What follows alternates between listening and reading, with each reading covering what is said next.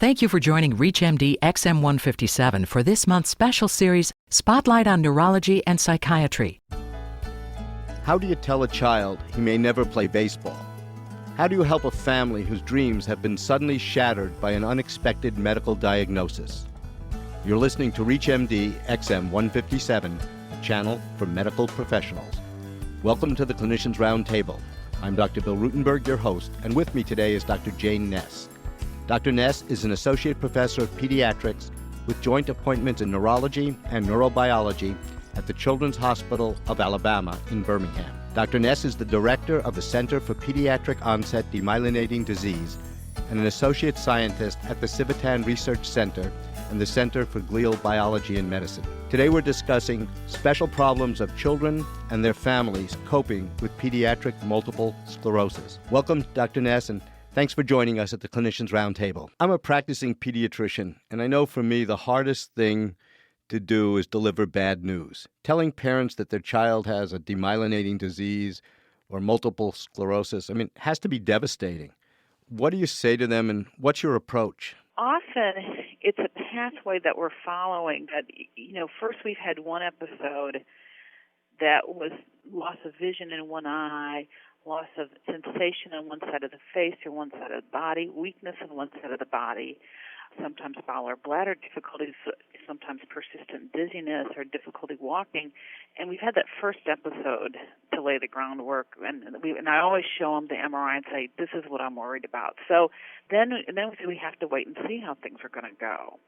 And typically, if we repeat the MRI a couple of months later, usually 3 months later, if there's new spots, I say, this looks like this is going to be MS. In the meantime, we've done a spinal tap to get a little bit more data on, which, is the MS profile. Does that show an elevated IgG index? Does it show oligoclonal bands?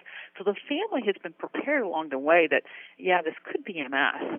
But, the thing is that MS, unlike many of the other diseases I treat, I also take care of lots of kids with cerebral palsy, with horrible brain trauma. And, those kids I can't fix. These kids, we have something to offer. So actually, this is MS, and a lot of times they're sad, but, this is what explains the problems we've been having.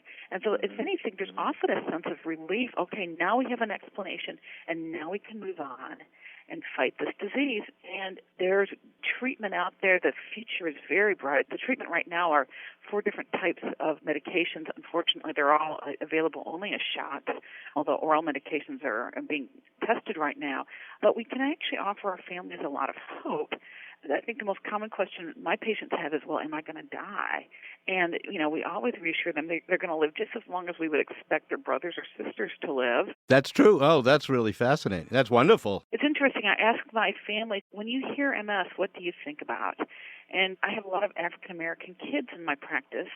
They all think about Montel, really positive and upbeat. And so they have actually a pretty positive view of MS. And that's Montel Williams, correct? Yes, thank you for clarifying. And where a lot of times the Caucasian families will often they'll have known someone who's, in a wheelchair or something like that. Well, these are people who often have had MS for years. Treatments weren't available when they were diagnosed. And we can really tell these kids that, we don't know what the future is for sure. But with new treatments out there, we'll be aggressive and follow this. That you should be able to do whatever you want to do. We have kids who are now young adults. One is attending Harvard University. One is graduating from medical school this year and wants to be a pediatrician herself. We've got a lot of students who are in college doing well. The flip side is we have kids who used to be honors classes, A students, and now they're really struggling. I have more high school dropouts in my group of patients with MS compared to, say, my group of patients with epilepsy. So I think there's something that we really got to be aware of, that there are some challenges to having MS and getting through school and getting through life, and we don't want to sugarcoat it, but it can be done. The cognitive issues obviously have to be a major concern to parents.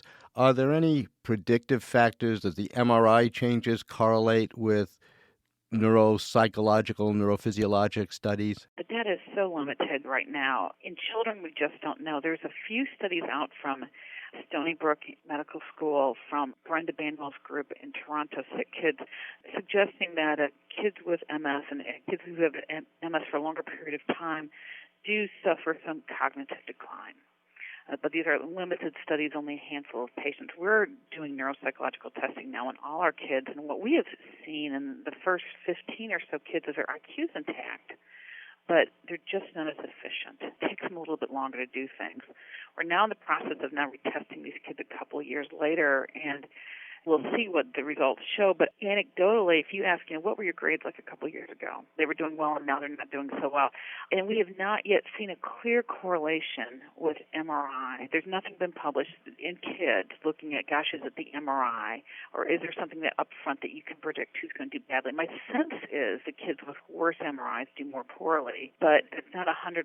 I think there's a lot of other factors that play into this. I'd like to welcome those who are just joining us. You're listening to the Clinicians Roundtable on ReachMD XM 157, the channel for medical professionals. I'm Dr. Bill Rutenberg, and I'm speaking with Dr. Jayne Ness. We're discussing the special problems of children and families coping with pediatric multiple sclerosis. You've been designated, or the center has been designated, a center of excellence. Does that imply that you're also doing a multimodal approach? Do you do PT, OT, speech therapy with these children? What all is involved, and what can you offer them as assistance and other mechanisms by which to maintain function, have a bright outcome? We're very fortunate, and with our funding from the National Multiple Sclerosis Society as a Pediatric MS Center of Excellence, to have access to additional resources for our patients. Our kids, when they come to clinic, end up spending at least half a day there. In addition to seeing myself from pediatric neurology, they often see an adult neurologist, either Dr. Karam Bashir or Dr. John Rinker, adult neurologist at the UAB MS Center, and that's very helpful, especially for kids when we're not quite sure what's going on with them, if they really have MS or not, or if they have real complications with their MS. All of our kids, or we try and get all of our kids to see our child psychiatrist, Dr. Sam Rubin, pediatric neuropsychologist, Dr. Joe Ackerson. We also have PT, OT. We have a nurse practitioner. We also have ties with neuro-ophthalmology, rehab, urology, and then those kids get referred to those services as needed. But within the clinic day, they're going to see 5 or 6 of us. We also have a school psychologist, Lori Lou Smith, and she and my nurse, Yolanda Harris, often go out to schools and meet with the school staff to talk to schools about one of our patients who has MS and devise an educational plan that will meet that child's needs. Another issue that has to be overwhelming to families is the economic impact. How good is insurance coverage, and what's available to parents and families as resources? This is a huge battle, and actually not so much for our kids that are 18 and under, because actually 95% of kids in Alabama come under some form of insurance, and Children's Hospital here is great at making sure we figure out a way to get these kids onto insurance. We have a very good S-CHIP program here in the state. It's called All Kids, and one way or another, I don't know how our social workers do it, but get most of our kids onto some form of insurance. It's been enormously successful for us, but the challenge comes, and we're facing this with a number of kids, of what happens when they age out of All Kids or Medicaid, and they've been on their disease-modifying therapy, they've been on their shots, and they look great. They're not disabled. So they don't necessarily qualify for SSI and the Medicaid benefits that would come with it. So this has been the biggest challenge. This is why we really push education with our kids, is that, we want them to get a job, get training, get a job, get a W-2. When we talk to them about, your job options are not going to be working at a mom and pop shop with limited benefits. You need to work in a bigger corporation as you can get with group benefits. That being said, the drug companies have actually been really generous in providing assistance for disease-modifying therapies, and so that is something that we can always go to. Each company's got their qualifications. It's not perfect. It's limited as well, but usually we're able to maintain our patients on their disease-modifying therapy as they transition to adulthood. It sounds so obviously discriminatory that they're saying because you don't have symptoms, you don't qualify, but you still have your underlying disease. Is anybody working on the political level, or what would you say to the candidates if they came to you and said, Dr. Ness, I want a plank for you from my healthcare platform? What would you tell them that we need now? That is actually something we are working with politically and with people at the state Medicaid office and at the state disability office. It's much cheaper in the long run to keep young adults with chronic diseases healthy, certainly for multiple sclerosis, but the same could be said for epilepsy and maintaining drug coverage for that if it's necessary. Some of our children with, congenital heart disease, cystic fibrosis, it's much cheaper in the long run to provide some, preventive care, even if it's more expensive than it is for the typical kid. A couple of hospitalizations or lifelong disability, and you've wiped out any savings you might have had by denying coverage up front. I'd like to welcome those who are just joining us. You're listening to the Clinicians Roundtable on ReachMD XM 157, the channel for medical professionals. I'm Dr. Bill Rutenberg, and I'm speaking with Dr. Jayne Ness. We're discussing the special problems of children and families coping with pediatric multiple sclerosis. Support groups have to be very important as well. Are there specific groups that you know of or that parents could turn to, or is this done individually, say, by the individual centers? Within our own center, we have small, we don't have a huge number of kids that come to clinic every time. There's some interaction between our patients at clinic, but the National MS Society has been great for providing resources for children and families with MS. There's now a 800 number for kids with MS. It's actually a 1-866-KIDS, KIDS, WMS, or 1-866-543-7967.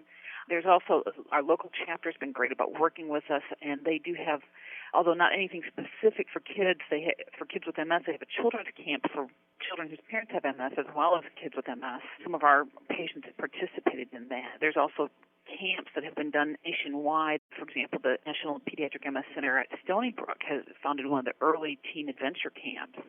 There is a really excellent handbook for children and teens with MS. There's now an online publication. All of this is available for the National MS Society, and so it's been a wonderful resource, as well as our own groups of the pediatric MS centers across the country. We've gotten together and putting materials together so that we're not reinventing the wheel. I think the big thing is doing collaboration. Our groups are at UAB. We're in the South, the only group in the South, but there is, as well as the National MS Center at Stony Brook. There's also the Mayo Clinic in Rochester. There's a Pediatric MS Center at Jacobs Neurologic Institute in Buffalo. Is there a central way of getting that information if a parent wanted to find one of the national centers, or is there a way they can contact you? They go to the National MS Society website, which I usually want to tell you is www.nmss.org, and hit pediatric MS. There is a link to that. Then they'll find all these resources. Oh, that's great. And then I'd like to thank Dr. Jayne Ness, who's been my guest, and we've been discussing coping with pediatric multiple sclerosis. I'm Dr. Bill Rutenberg. You've been listening to the Clinicians Roundtable on ReachMD XM 157, the channel for medical professionals. We welcome your comments and questions. Please visit us at reachmd.com to access our entire program library and to explore our on-demand and podcast features. I wish you good day and good health. Thank you for listening to this month's special series, Spotlight on Neurology and Psychiatry, on ReachMD XM 157, the channel for medical professionals.